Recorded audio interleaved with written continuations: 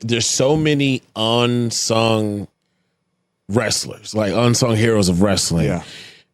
Is there any guys that you think fans or up and coming wrestlers should go back and look at and appreciate their work a little bit that come off the top of your head? Sometimes I'll tell heels who come to me for advice. I say the best thing you could do, invest a couple hours in watching Bruiser Brody videos from Japan.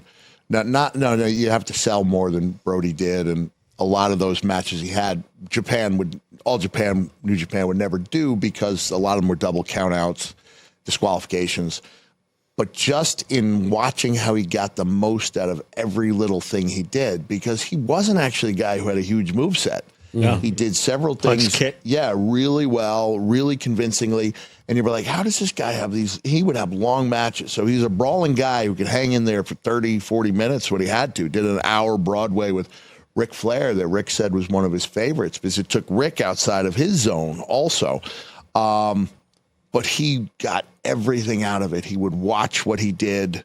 I would call it appreciating your own work. You know, you do something and you're not so quick.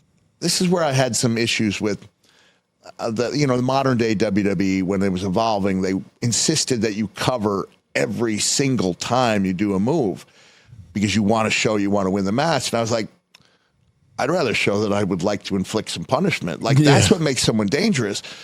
Wanting to win and be the best is not a moral lapse, right?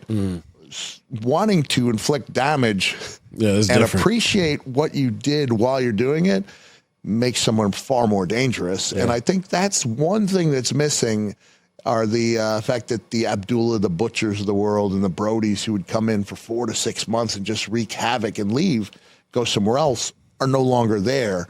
If it's just a bunch of guys trying to be the best, I don't see a lot of room for like settling conflicts. You know, that's when the title becomes everything. Whereas when I was growing up, it was the feuds that meant everything. Even though Morocco and Snuka was technically for the Intercontinental Championship, it didn't need to be because it was so hot. So I don't knock the current product very often because I like it. I acknowledge the guys are much more athletic and they have really good matches regularly, far more often than we did in our day. But I do believe that we're missing that element of danger that comes around with the killer heels.